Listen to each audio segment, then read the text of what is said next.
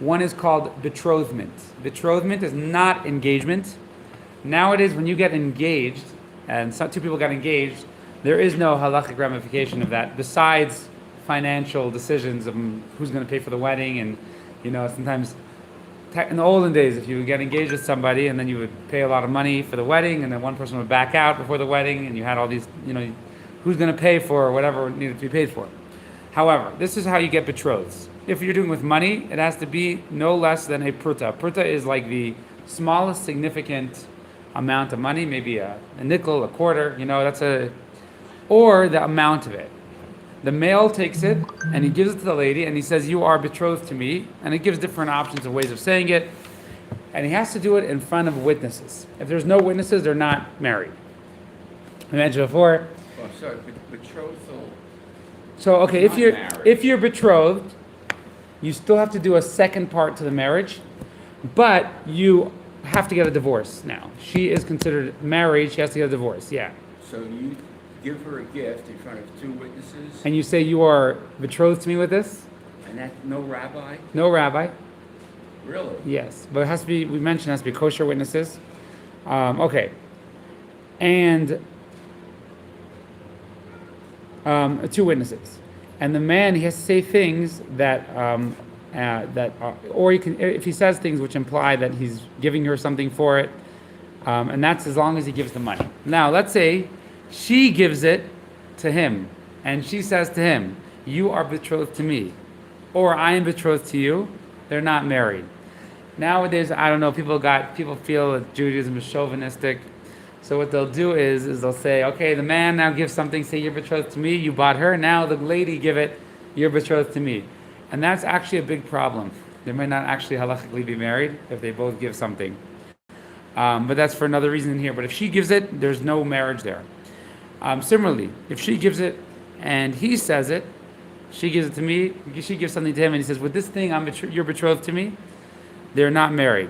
If he gives it and she says it, let's say he gives it and she says, "With me receiving this, I'm betrothed to you," so she might be engaged. We don't know. It's unclear from the Talmud. So when Maimonides wrote this, a man could not have two wives. Yeah, a man could have two wives. He could, Yeah. even at that time. Yeah. So he could have a wife and still be betrothed to somebody else. No. Once someone's betrothed to you, you're married. You can't be betrothed. A lady cannot be betrothed to two people. There's no concept. A man isn't really. So we mentioned that in Jewish law, this isn't like a spiritual thing. This is a financial, legal acquisition.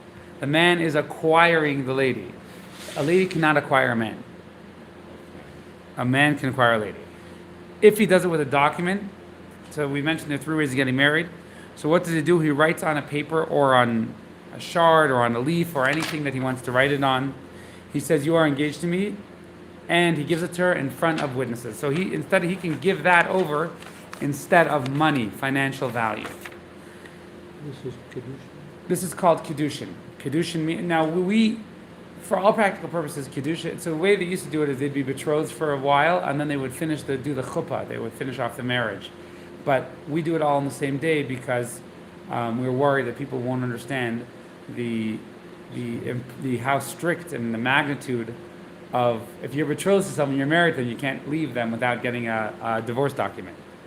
You have to write it for, now, let's say you write this document, it has to be written for the lady. So you can't just buy a pre-written document. It has to be written for the lady.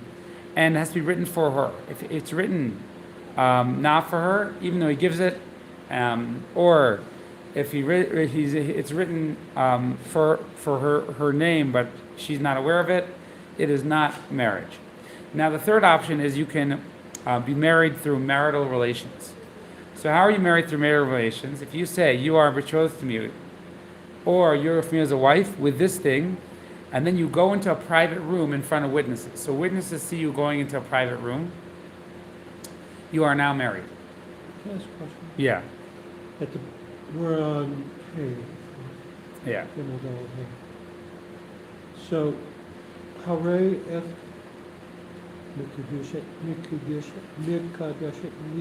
Kudashati. I'm sorry, it's so small. That's said under the chuppah, right? Yeah, we say that when we give the ring. So we do the Kedushin is today, we do it basically unified with, So there's But chuppah and this- kiddushin. Yeah, correct. but this is actually, isn't this actually the marriage? Well, so you could technically, we're going to see, we don't do it anymore, but technically two people could get together, take two witnesses, go into a room with no back door, and have relations, and say, have witnesses there, kosher witnesses, and have the witnesses say, we're going to this room, you guys see, we're getting married. And that is considered kiddushin. So that's not even betrothal. So that would Just be, that one act. that is would be doing marriage. one act, yeah, that would be doing one act. Okay, so, Could I ask a question Yeah, on that? sure. Let's say a man is married, has relations with a maiden, and no witnesses, and the woman says we're married, and he says we're not, and he admits they had relations. Are they married? So they have to be the two witnesses. the witnesses here are not to verify. There's different types of witnesses. Some witnesses are to verify the fact. The witnesses in Kiddushin are there to make it. The Torah said it has to be with two witnesses. So if they don't have two witnesses, or let's say the witnesses aren't kosher, we mentioned that a witness has to keep Shabbos. So if witnesses aren't kosher, then they're not married. Because the Torah also says that if a man has relations with a maiden and doesn't marry, he has to pay some money. Right? Okay, so if somebody rapes somebody, if he rapes somebody, so then the Torah says she can force him to marry her, right? But they still have to get married. In other words, they're not married. If she says, I don't want to live with that creep, then they're not married. And what if it's consensual, but she's still a maiden? If they, in order to get married, they both have to decide and they have to say it in front of the witnesses and go into the room in front of witnesses. If they're missing any of those details, then it's not a marriage. Okay, the things that you say have to show that you are acquiring her. So basically, these are ways the Torah gave us to buy the lady. There's a special type of purchasing which is called marriage. So therefore, if you say, with this I'm your husband, with this you're my wife, they're not married. They're not married unless they say, with this I'm acquiring you, or you are becoming acquired to me. If you write her, you are my wife, or you are engaged to me, or you're bought to me, or you're mine, I own you, all these things, she's married. If he says, or he writes to her, you are just for me, you are separate from me, you are all these things, you are part of me, this is doubt. These languages are doubtful. We're not 100% sure if you're fulfilling the obligation of the Torah of acquiring. So now, if you're in doubt that you're married, then you have to get married, and she cannot get married to anyone else unless she gets a divorce. But then you still have to do another action to get married. If they're speaking about marriage, But if you do Kiddushin, you need a get. yes, and if you do even a kiddushin which is not fully kiddushin, like we're in doubt, you say something like "you're under me," right? "You're under me" might mean you belong to me, might not mean. So then you also need to get, because we're not sure you're married, but you still cannot live together because we're not sure you're married as well. Is he going to also, so he acquires her, but does the Rambam also get into the obligation to the husband, to the wife? Eventually, yeah, eventually. Okay, so if you're speaking, let's say they're speaking about marriage. So then, if you're speaking about marriage, then all these languages are a doubt. But if they're not speaking about marriage, and someone says, "Hey, you're under me," I don't know. Does that mean you work for me? Yeah. Does that mean right? So then we don't even worry. A lady can do it with any language. It can be in any language she recognizes. So she has to know what they're saying. If she doesn't know what they're saying, that's also a problem. Let's say he's talking about marriage, and she wants to get married, and he puts something in her hand. That's enough. He doesn't have to explain. They're talking about marriage. Says here, this is for what we're talking about. Similarly, the witnesses of Kiddushin, they don't have to say, "I am your witnesses." They just have to be in front of them. If they're in front of them, then they're married. So again, if there's no witnesses, and so if there's women who cannot be witnesses in this case, then they're not married. Okay, if he says to a lady, "You are engaged to half of me. You are Harayat Mekudeshes. You are sanctified to half of me," they're married. This is like saying, Well, basically, you can't divide yourself in half, right? So, therefore, okay. However, if he says half of you is for me, they're not married. Because now a man can say, you're engaged to half of me, right? Because, and what I have two wives, but a woman can't have two wives. So, therefore, A you woman can't, can't have two husbands. a woman can't have two husbands. So, therefore, you can't say half of you.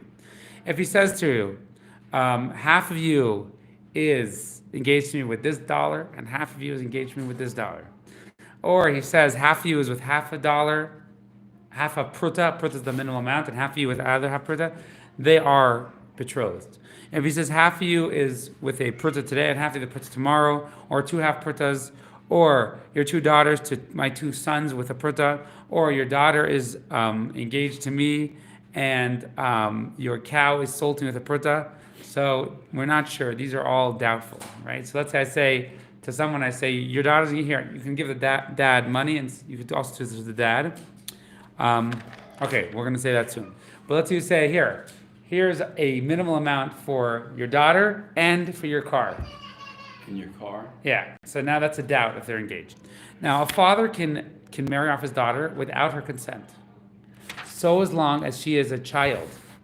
And once she becomes 12 years old, or we said she becomes 12 and she has what are called shtei cyrus, which what are called they're called the signs of puberty. So then he can no longer do it without her consent. So you can marry an 8-year-old off? Yeah,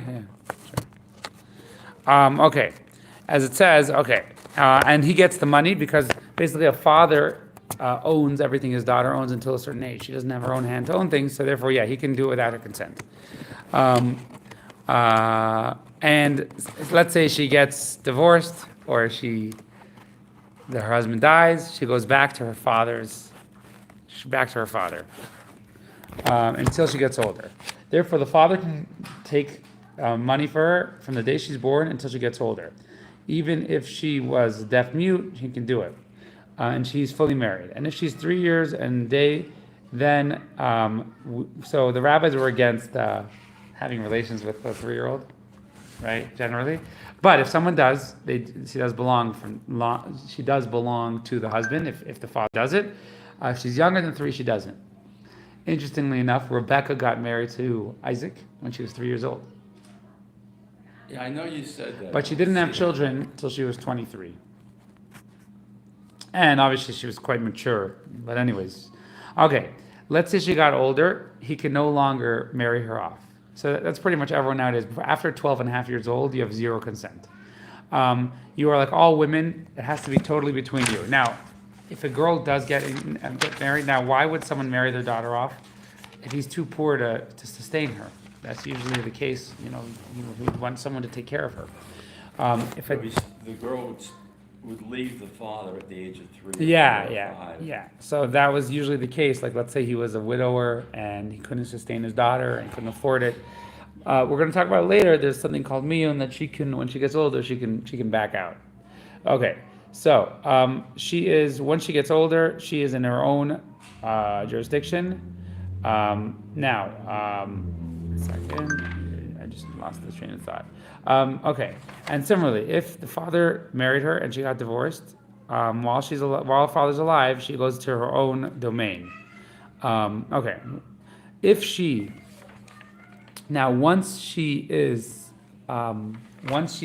goes to the full process of marriage, she's on her own. If she does it before she becomes older, without her father knowing, so let's say a girl is she's 11 years old, and she gets betrothed, she's not married, and she can still marry a Kohen because she's not married. Once you're married and divorced, or you can't marry a Kohen. If we're not sure if she's older or not, she got married, we're not sure if she was older or not, right? We're not sure if she went through puberty yet. Whether she did it without her father knowing, she's married from doubt, and therefore she needs a divorce document. She needs a get. A person can make a shaliach to get his wife. So what does that mean? Whatever age it is, he can send somebody, and a father can also make a shaliach, or a lady can make a shaliach to receive it. So let's say you have a guy, he can send a shaliach to go deliver the ring, and the lady can send the shaliach to go pick it up, and the guy can say, and in the name of my owner, he's betrothing you, and they're betrothed from that point. Okay, anyone who makes a shliach to do it, they have to make the shliach in front of two witnesses. Right? If you want an emissary to go get you married, it has to be in front of two witnesses. Now that's it to receive. But to send, you don't need it in front of two witnesses. Therefore, if the shliach says I sent him, and if the guy says I sent him, we don't need witnesses. So that is the rule. We don't need witnesses, but the lady to receive it does indeed need witnesses. A shliach can become a witness. Therefore, now, remember, you need to give it in front of witnesses. Right? You need to give it in front of witnesses. So let's say the shliach, the two shluchim, they can be the witnesses. Everyone can be a shliach except for a deaf mute, a child, a Gentile cannot be a shliach for this. However, a servant, even though he becomes a shliach for financial things, he cannot be a shliach for kiddushin. So a slave, who's not a Jewish slave, he can be a shliach for certain things, but not for this. What is Because the meaning of the term shliach A messenger. Yeah.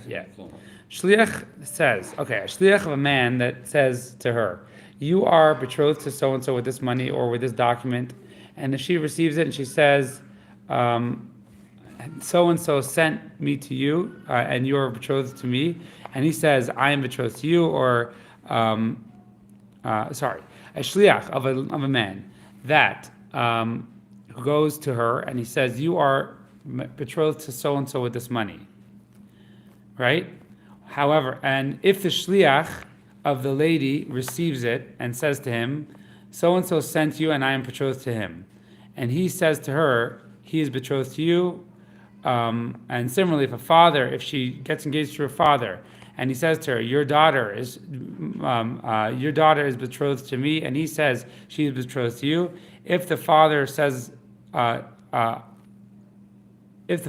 yes, then that's enough. If they are dealing with marriage things and the father or the shliach doesn't explain anything, that's enough. If they do it with a document, they have to write it under the father knowledge, and all these things are just like a man and a lady. So a shliach, basically, if you can't make it to get married, to your wedding, you can send a shliach. To marry her? Yeah, you can send a shliach, and she can also send a shliach, and there are all sorts of laws exactly what they need to say. Okay. However, even though you could do it through a shliach, it's a mitzvah to do it yourself, to show up at your wedding yourself, because and similarly, so it's a mitzvah. Sometimes there was a race to marry certain people, so you had to send somebody because you couldn't go, whatever it is. So it's a mitzvah to do it with the wife, and mitzvah for the wife to receive it, even though the father can do it when she's young. It says you shouldn't do it when she's young. The rabbi said you should wait till she's older and says, I want to do this. And we'll see later, because when you do it when she's a child, you set up several halachic complications. Yeah. So a father shouldn't marry off his daughter, and a man shouldn't marry off a katana. The rabbis did not like this, because, and also, you should not get married to someone until you see them. It's another advice the rabbis So gave. the rabbis are saying that it's wrong to marry a 5-year-old. Yeah. Even though, according to the Torah, it is possible, but it's wrong to do. The 3-year-old age, Yeah. is that biblical? Yeah. Again, it's important to remember that getting married is a financial transaction. But the husband in that situation does have rights to the child, Yeah, correct. and she goes to live with him. Correct. Are we mixing biblical and rabbinic? Well, we just said that even though the Torah you're allowed to, and if you do it, you are married. The rabbi said you shouldn't do it. It's not a good thing to do, and we'll see later, because if you do it, you pull up a bunch of complications. But yeah, we are mixing this is the biblical and the rabbinic law. if you will betroth yourself, it's an interesting thing. If you would go to someone's father, a girl's father, and give him money, and they agree to it, and they're witnesses, you are married, and she needs a divorce document. Well, I sort of see that there's an altruistic streak possible here, where a man is poor, and he wants somebody to help support his daughter. And once they're betrothed, can the daughter still live with the father until a certain age? I mean, they could agree to that. It's possible to agree to that. Yeah, But basically, I mean, that's more common, but that again is not really betrothed. That's like if we set up and they're engaged, right? And then wait till she gets older. That has been done. I mean, that there are some Jewish sects that do that. But in that case, the betrothment is not marriage. It's just an agreement on paper. Maybe they'll decide not to get married. Technically, a man could get a Yeah. 5-year-old girl and have conjugal relations with her. Technically, yeah. Yeah. Okay. So if you get married with relations, you are married according to the Torah. And so with a document according to the Torah. And you need to get divorced. And similarly, all these things, the most recommended is with money, though. That's just that. Okay. Even though even though you can get married through relations or through documents, Jews do it traditionally with money or the amount of money, and you could do it with a document, but we don't do it with relations. Someone does relations, we give them lashes because we don't want Jewish people going and have relations and making confusion, saying, "Oh, I'm married, I'm not married." I thought I was getting married, changed my mind, etc., etc. If you do it, without setting up engagement first, you meet somebody and you get married in that time. The rabbis would give them rabbinic lashes, because they didn't want people to, just get married that easily. They wanted to realize marriage is a serious thing. Anyone who gets married, whether himself or through a shliach, he has to make the blessing before. If you didn't make the blessing, you can't make the blessing after. We make the blessing. What do you say?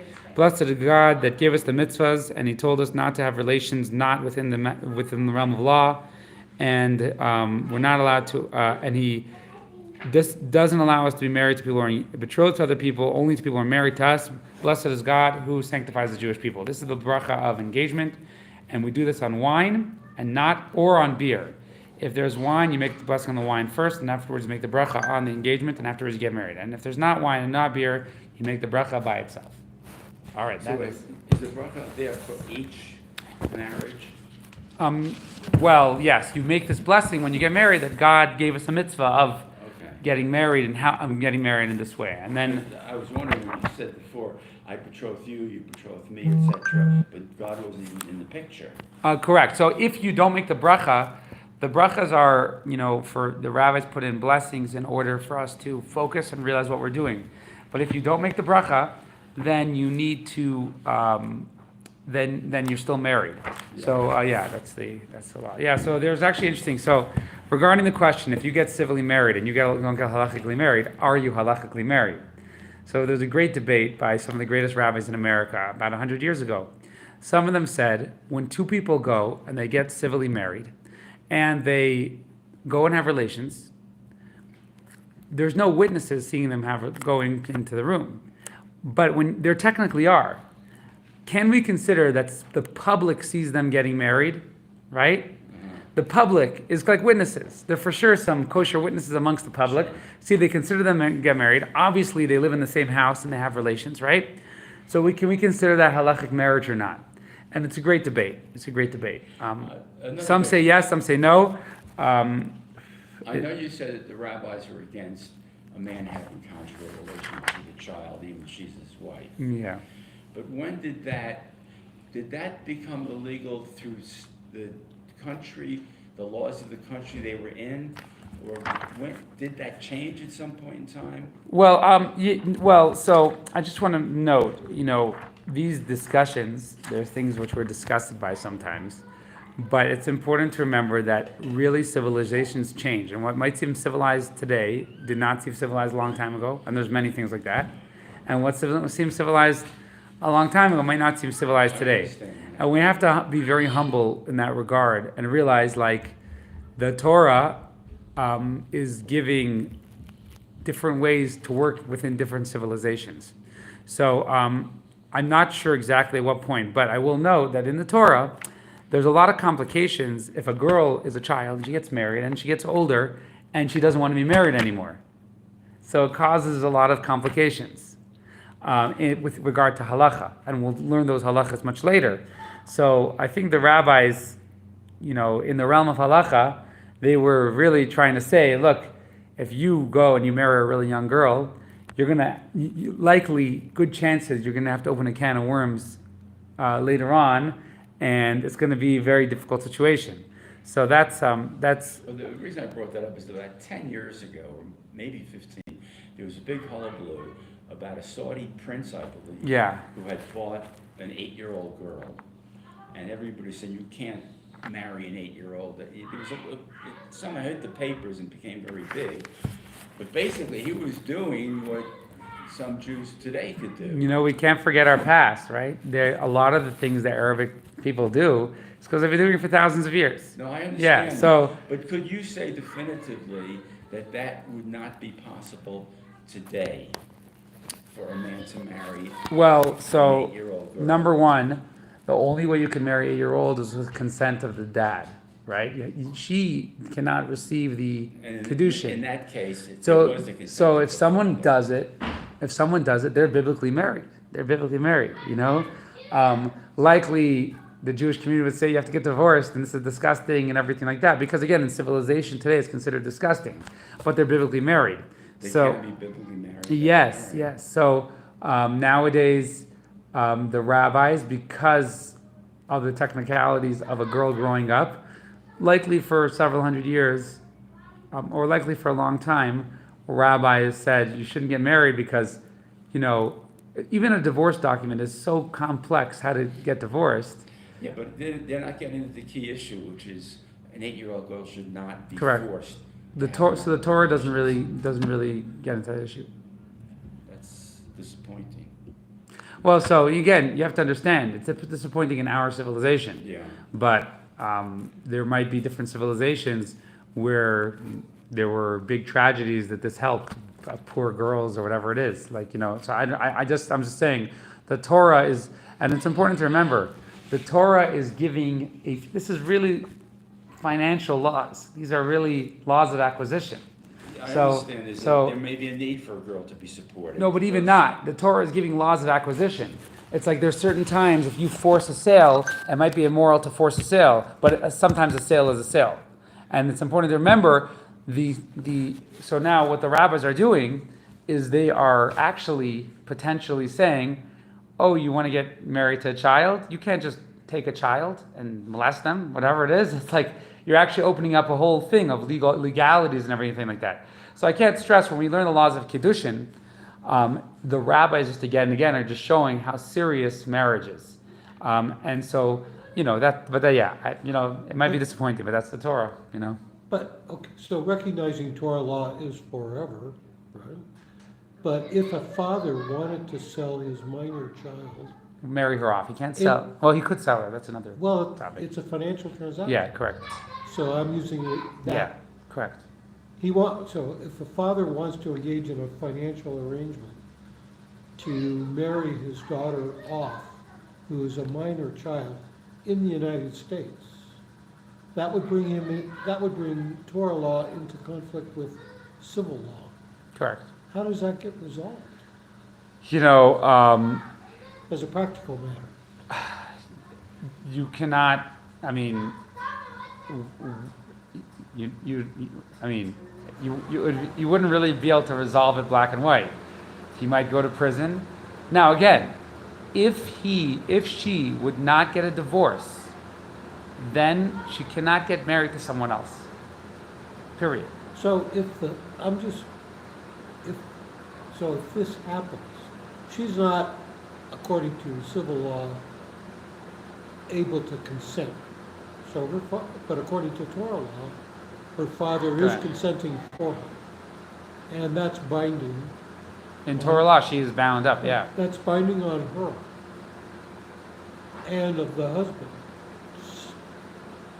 And let's say he can be convicted of and sent to jail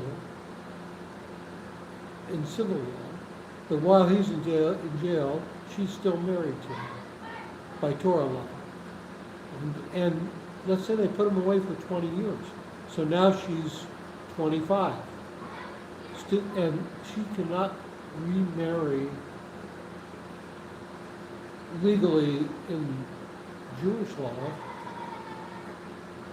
She has no, so she's a guna, right? Well, she'll have to get advocates to get a divorce document from prison. It can be done. It's been done before. That would be her only recourse. If she wants to have a law. Jonathan Pollard got divorced in prison and remarried. Who did? Jonathan Pollard. Did he? Oh, Yeah. Okay. So, but for her, if she's, Yeah, well, you have to understand, civil marriage is an artificial concept, civil marriage. It's something created by society. Jewish marriage is something created by God. So Understood. Jewish marriage, so now, there's no mitzvah to marry a child. There's no mitzvah to marry her. If you ended up marrying her, you're married, but there's no mitzvah to look for children to marry. So if there was a mitzvah, then maybe we'd have to say, I'm going to go to prison for it and sacrifice my life, right? But there is no mitzvah. So yes, she has to get divorced. Marriage is a serious matter. and can a Beit Din, and that's, in the Pollard case, how did that come about? I don't know the history so well, but yeah, sure. The prisons in America are not dungeons. They work with religions. They work with people. They work with them. You know, they're not. You know, they're not evil places in America. They're pretty civilized. You know, they work with people. Right, I'm just, okay, I'll let it go. Yeah. So okay, let's go to the Sikha here. We're holding on page 13. Okay, so we were talking about the Meraglim. So we said something really, really interesting about the Meraglim. The Meraglim's problem, we said, was they said, stop being so into Israel. They said, stop being so into transforming Israel. They said, God created the world, created Israel that way. We can't transform it. It's too hard to transform it. So, like, you know, we're going to say, well, I mean, we say similar things like that. We might say, hey, I'm a Jew, I need to do this. I need to tithe my money, give it to tzedakah. And some might say, you can't afford to do that. Look, God created work, and you need food. He created these things. You cannot do those things. This is God's doing, right? So that's what the Meraglim were saying. And we said, that's what the Meraglim said. They said, one second, God told us to conquer Israel. God created an unconquerable Israel, right? So, so this is, we're holding on the first full paragraph on page 13. And now we're going to say, what was the Meraglim's mistake? So, you know, and then we're going to say, we're going to bring it back to the first Rashi, Israel and life in general.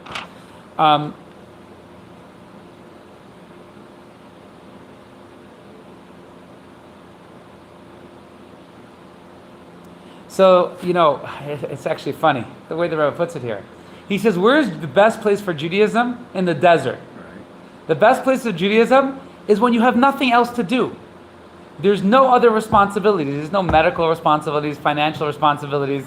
There's a void, because the moment God gives you challenges from a worldly perspective, those will drown you out, right? Okay, so you have people all the time. You say like, oh, you know, we want to help Israel. Say a prayer for Israel. Put on tefillin for Israel. No. Israel needs real warfare. This is real. This isn't spiritual stuff, right? So, in truth, the spies were making a big mistake. So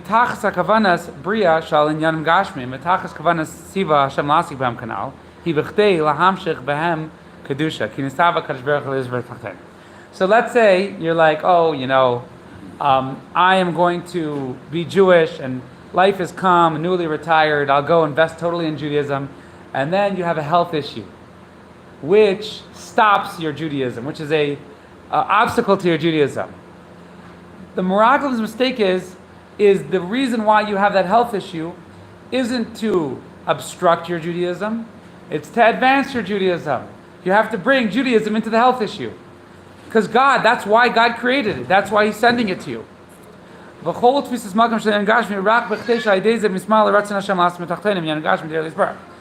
only reason the entire raison d'etre, I guess I'm saying that right. How do you say it? Raison d'etre. Raison d'etre of physical existence is to satisfy God's desire to perform. The whole world and all the enemies of the Jewish people and all the enemies which we sometimes feel are obstructions and enemies to our lives, those were created in order to make, I'm not, we're at the paragraph before, those were created to create a dwelling place for God.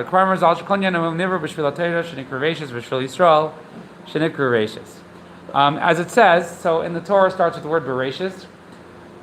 All the commentaries say that's like the wrong word. Bereshis, in the first.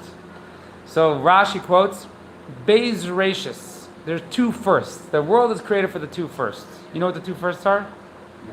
The two heads are the Jewish people, who are called Rashis in another verse, and the Torah is also called Rashis. So the whole world revolves around the Torah and the Jewish people. Everything was created the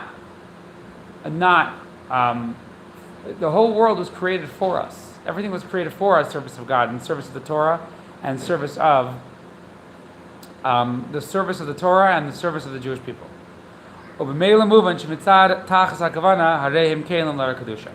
So if everything is not created against us, but it's created in fact for us, so how could anything go against us?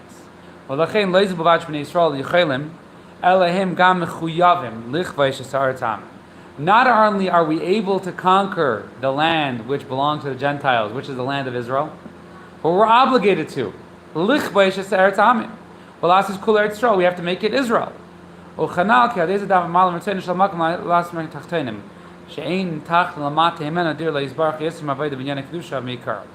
So our job, anything in our life which have relevance to us, not only do we have to conquer it, but that's what it was created for. Anything unholy was created for us to bring to holiness. So to transform the lower realms, in other words, material existence, into a dwelling place. yeah, so that's the terminology in the Midrash based on the Torah later on. Wherever you look at the world, and this is something that the Rebbe was so hyper-focused on, whenever you look at the world and you say, oh wow, that's bad, really, the reason why God is showing it to you is because you have to make something, you have to bring God to it. So it's not like there are places which are out of God's hands or out of our hands. It's because we have a mission to transform it. So that is the mistake of the Meraglim. So the Meraglim, there were three things. There's the world, the Torah, and the Jewish people. There's the world, the Torah, and the Jewish people. That's what the world was created. The Torah is really saying, no, there's only two things. The Torah and the Jewish people. Everything is secondary. Everything is created for that.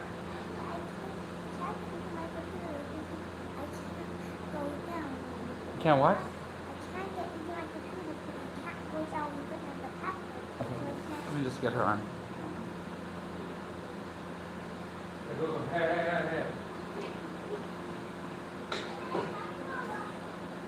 Change the subject a bit. Were you thinking of purchasing a handgun? Excuse me? I'm going back to when Dave, you and I and Dave met at Dave's. I can't hear you. I'll come over there. That's okay. Sorry. That's okay. I was thinking back when we met at Dave's house to handle the handguns. Dave? Yeah, Dave. Yeah? When he showed us the handguns, the firing. Yes? Were you thinking of purchasing a handgun? I am going to purchase a handgun. Do you know what yet? Because I'm going to be doing the same in a few weeks. I'm not sure. I've been doing some reading, Yeah, YouTube videos are very good. and we did go to a gun show, and there's a big gun show in Phoenix at the beginning of December, and I'm gonna go to that. So I don't know if I'll buy a gun there, but Nancy, we've talked about it, and for home defense, We just changed the subject a second, Rabbi, because we were at Dave's. I'm gonna buy a shotgun Yeah. to keep in the house in case there's a home invasion. That's about the Because- best that you can do, yeah. Well, if someone breaks in, if a gang randomly chooses our house in the middle of the night, am I gonna be able to aim a pistol? So, it seems a shotgun. Because then you can do a lot of damage without having to be aiming. Yeah, I agree. But I am gonna buy a pistol as well. I'm not gonna carry publicly, I'm not No. that into it. I don't want a holster, but I do want a small pocket pistol. But I do wanna, and Nancy has been to the range also. Which ran, on Iron Springs? Insight in Oh, Prescott Insight. Valley. Uh-huh, That's the one. And we went with Steve Marcus once, uh-huh. and then Dave, that day he took me. And so I'm not there yet. I haven't bought anything, but I am headed in that direction. Yeah, okay. I'm not sure what I'll buy, but probably a 22, because if Nancy needs to, Yeah, 22s are very easy to shoot. yeah, I shot David's 9mm. It actually has a pretty good recoil to it, so I'm not sure she would shoot a 9mm. So we'll probably buy two pistols, a 22 and a 9mm.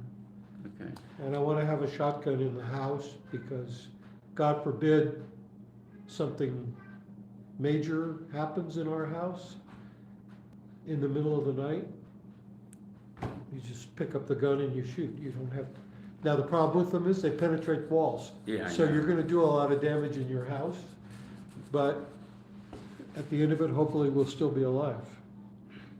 Okay. That's my answer.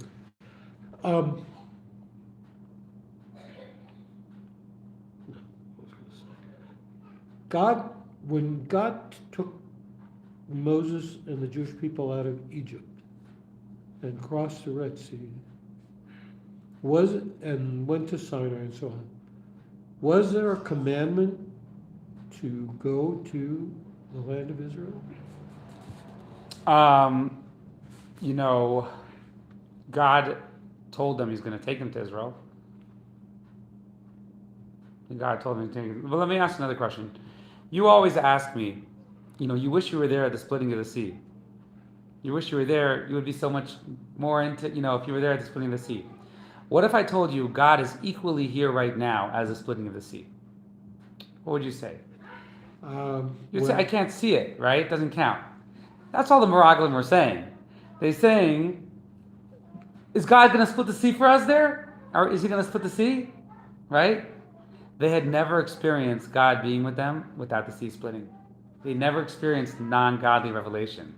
So it's a very big challenge. And that's why actually we're going to say, we are challenged with Judaism all the time. We always have obstructions to Judaism because we don't see God splitting the sea. In fact, it seems to us that God is not there. We always forget that God is there. So this is what the Meraglim were saying. They were saying, oh, God's not going to split the sea when we get to Egypt. He's not going to split the sea. When we get to Israel, he's not going to split the sea. So how exactly, he knows that he created monsters out there that we can't beat. He knows he created monsters that will kill us. So that their mistake is even the monsters in Israel, even the giants of Israel, are still just created for the Jewish people to conquer. They're still just created. And God has two ways of showing himself to us. One way is splitting of the sea, where he's very, very present. And powerful. The other way is when you're going to Israel and the giants, where he's equally present. Right? He's equally present and powerful. We don't see it as much, but he's equally present. It's also him, and it's also for us. Our belief is that God gave Moshe the entire Torah at Sinai. So, Well, there's different perspectives on that, but yeah.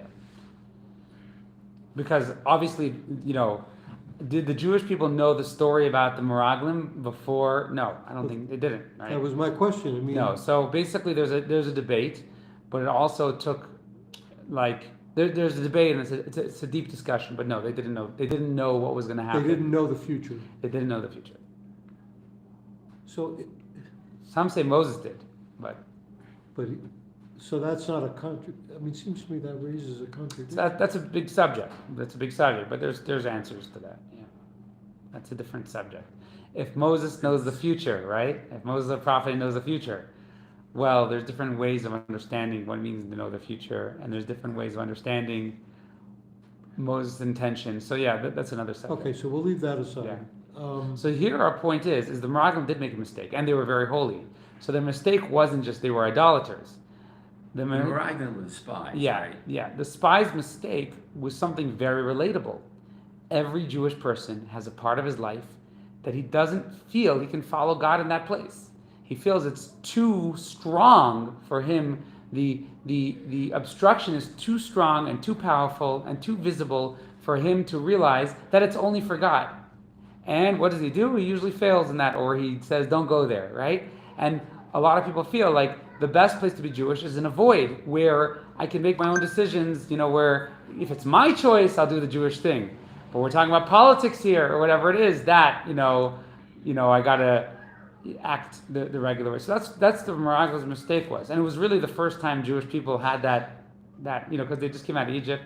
But they couldn't have had that experience without God's intent for them to have it. Well, okay, so that's another Yeah, rabbit that's hole, but right. yes, correct. Correct. There was Well, I'm a not looking for rabbit so there was a holes. good thing. There was a good thing in them having that experience. There was a good thing because when they have that experience, they learn their lesson. If you never have that experience, someone said a really interesting idea, which I don't know if it's true, but we have the story of Sodom. Sodom gets destroyed. The daughters tell their father the world has been destroyed, and they go and they try to procreate with their father. So I heard someone say, they said, what was the problem? The problem is they were taught that Sodom was the world. They were taught Sodom was the only place in the world. In other words, They thought their it whole was life the- was in a void. It was in a vacuum of Sodom. They didn't realize there's a whole other world outside of Sodom. That's what they were taught. So when Jewish people, like the Meraglim, have this, it gives a lesson. It reminds Jewish people. So it's like, imagine you go to God and you say, oh yeah, you're going to split the sea in Israel. You're going to kill those giants, right? And God says, no. You're going to. It's like me, I don't even have weapons, I don't know how to fight against giants. So you're saying it was the holiness that they wanted to spend in the desert, but it was fear also. Were those the two reasons that they wanted the Israelite people not to go? So look at it another way. They viewed it as if Judaism was another religion. A good religion. There's a lot of good religions out there. Judaism is not the religion of the world, not the truth of the world. It's another way of connecting to the same thing, right? When really that's not how Judaism views Judaism. Judaism views Judaism and the Torah as the ultimate truth for the whole world, and the whole world will bend to it. And everyone needs to follow it on their level. So the Meraglim, they basically had a hard time. They didn't, what do we say here? We said the Torah starts off Bereshis, and the Midrash says, and all the commentators say, Bereshis is a unique word because it's saying Beis Rashis. Everything is for two things. Everything in the world is for two things. Torah and the Jewish people. Mm-hmm. Anything that goes against them doesn't really exist, will cease to exist. Because everything is to serve that purpose. So that was what we said, that was their problem, Beis Rashis.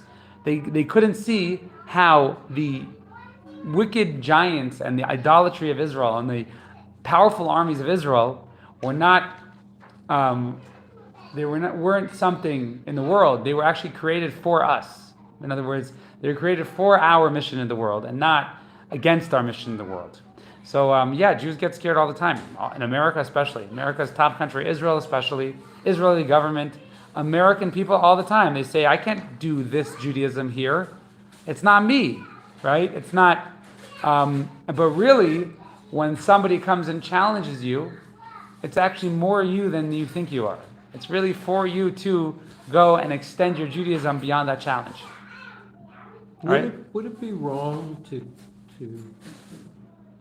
infer that this episode of the spies is actually a free will question, the core of it? Because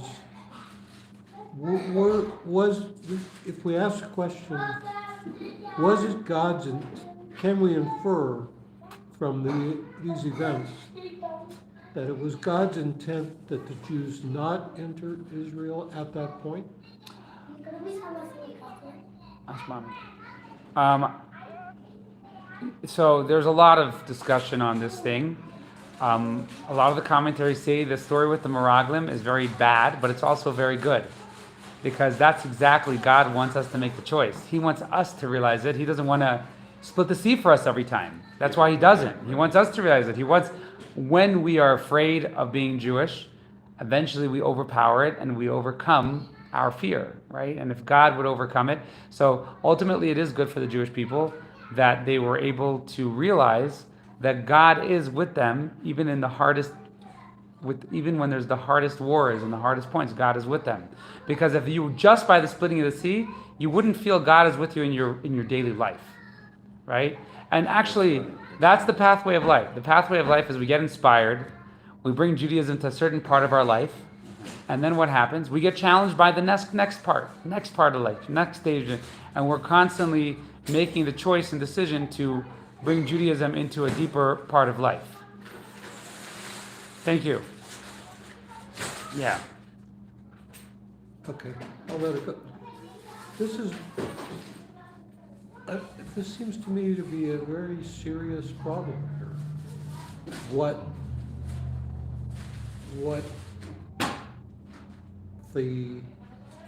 What's the core, thank you, of this episode with the core meaning of the episode. So God didn't split the sea metaphorically when the spies went into.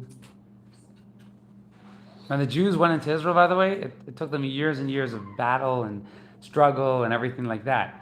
But that's what God wants people to be dedicated and realize that battles are for us. They're for our mission. They're part of our mission. They're not an obstruction to our mission. Okay, I'll let it go.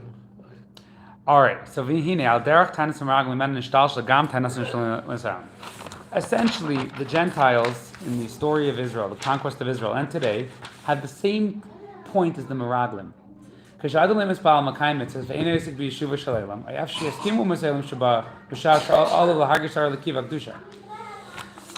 When a person studies Torah and prays and performs mitzvahs, but doesn't involve himself in worldly activity, the nations of the world may concede that a person could feel godly light and holiness.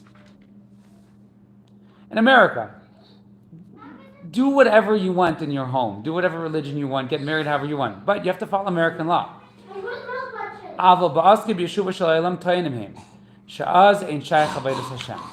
But when you are acting in American, and when you're in an American place, or when you're in a worldly place, act like a regular American, right?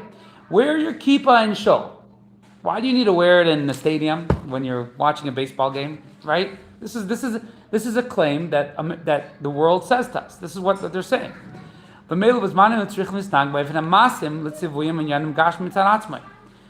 They say, therefore, they tell the Jewish people, sorry. In such situations, they say you have to follow the norms of the world at large.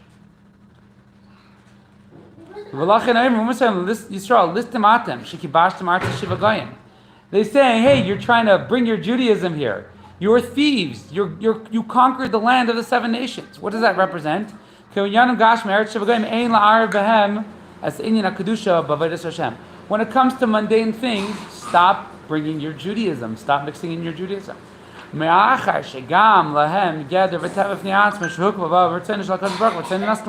Because God created this place a non-Jewish place. God created this place a non-religious place. So don't represent your Judaism in this non-religious place. And that's what they're saying. That's what they're saying. They're saying Israel was given to Gentiles, right? So why are you conquering? You guys are thieves. On the contrary, Lehem mishpat kedima al nyanim Torah mitzvos. If God wanted this place to be Jewish, He would have created it Jewish, right? If God wanted to be Jewish, on the contrary, He gave them first choice. He gave it to Gentiles first. God God created a world.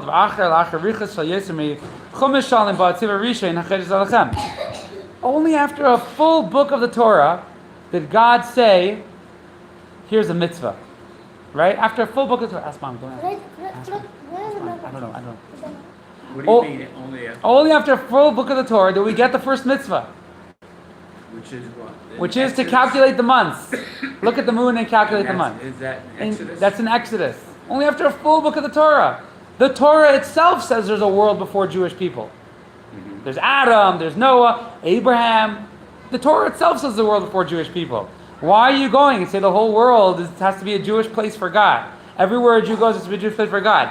We're saying we're indigenous to Israel. What about the first book of the Bible? What about the first book of the Bible? Where were the Jews in Israel, the first book of the Bible? Who lived in Israel? A bunch of other Arabic nations, right? So this is a straw man, right? He's setting up a straw man. Yes. So this is what Rashi's saying. They're saying, you guys are thieves. You guys are thieves, right? Avakol tainasem tain toy sheker. Kari tachs akvan rotzav yan gashmi hura kanal lasas vehem dir leis baruch. Really what they're saying is a mistake. And by the way, I want to say, we mentioned earlier, everyone has that voice inside of them. What they're saying is a mistake. The Meraglim would say that. The Meraglim would say the giants were there before God told us to go to Israel. The giants were running the land, they have stronger armies than the Nephilim. Really, this is a mistake because regardless, God created the first book of Chumash. He created the world to become a dwelling place for Him. Dir b'tachtonim is the Hebrew coined term. We'll have it in our Kabbalah class, one of the terms. It's quite prevalent in the Kabbalah. Okay. Al piza moving diakalashin koyach ma'asav higid li'amai. According to this, we can answer our questions. So that is what Rashi is saying. He's saying the Torah should have started from HaChodesh. In other words, Torah should start with the mitzvahs. God created this whole world for mitzvahs. Let the Torah start with mitzvahs. Right? That's what Rashi said is. before that it started with the creation of the world because from that was established that God owns everything. Oh, okay. And when He gives something away, He has the right to do it because He created it. Oh, okay. So Isn't now, that the summary yes. argument? So they're saying, the Gentiles are saying, there's a world here. Hello, you're taking your Jewish thing here and you're doing it in our world. There's a world here, right? So God is saying, we said, Rashi says, they said if you were right, it should start from the mitzvahs. So God is saying, no, I created the world. The world is really Bereshis. It's really mine. It's really for the Jewish people. I created Israel for the Jewish. So I am the world, right? The world is really me. So now we're going to answer, we asked a couple questions at the beginning, we're going to answer those questions. We said, let God say, at the beginning, we quoted a verse from Psalms. We said the strength of His work He related to His people. What is the strength? We said, what is the strength of His work? Why doesn't it just say, God said, the world is mine?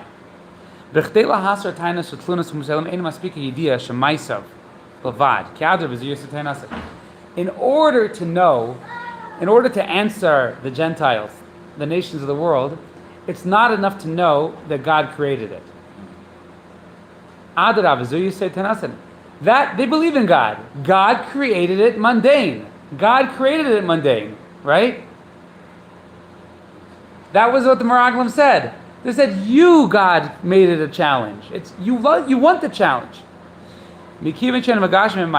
Since God created the world, God created the world to get it to the Gentiles. You guys are stealing. What does koyach mean? Koyach means the strength, the intention, the inner intent. Ma'asav higidam. Medayek higid, HaKadosh Baruch Hu higid v'himshich. U'masr l'amay es ha'pnimis ha'koyach ha'ma'asav v'hayim sh'adei avadas b'nei Yisrael v'havcha ha'ma'asav l'kadoshim l'asas l'mnachas b'hem. What is God doing in the beginning of the Torah? He's not just saying, I created the world. He's saying, I created the world with an intent. That's what the koyach is, the inner intent. I created the world actually for the Jewish people to elevate it. So that's what we're telling them. We're telling them, they say, we know there's a world, and we know God created it, but God created the world as a world. What is Bereshis? What is the inner meaning of Bereshis? The inner meaning of Bereshis is God created it with an intent. which should be an obvious point. God wouldn't create the world for no reason. Well, so what is the intent? What are Jewish people saying? We're saying that God created the world for us to take. He created Israel and gave it to you for us to take it away, right? So let's say those people that were kicked out of Israel many years ago, right?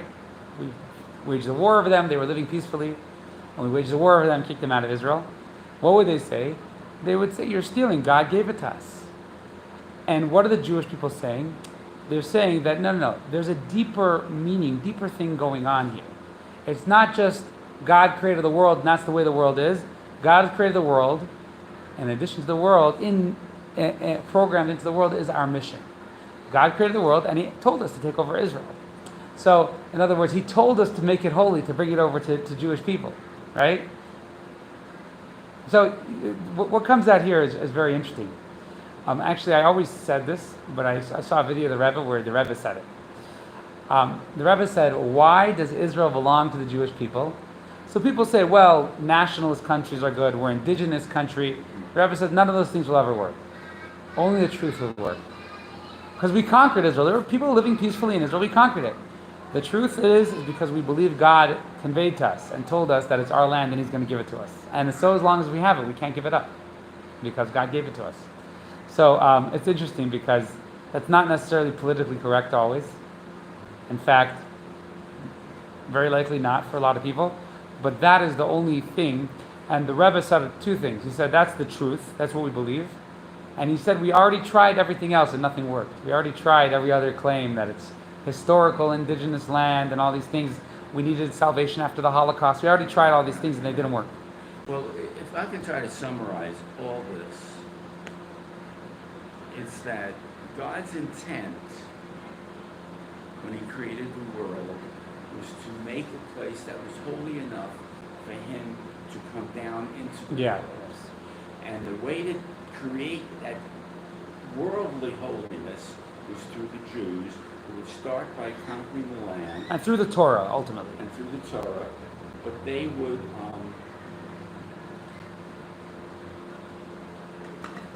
transform first Israel into a holy land.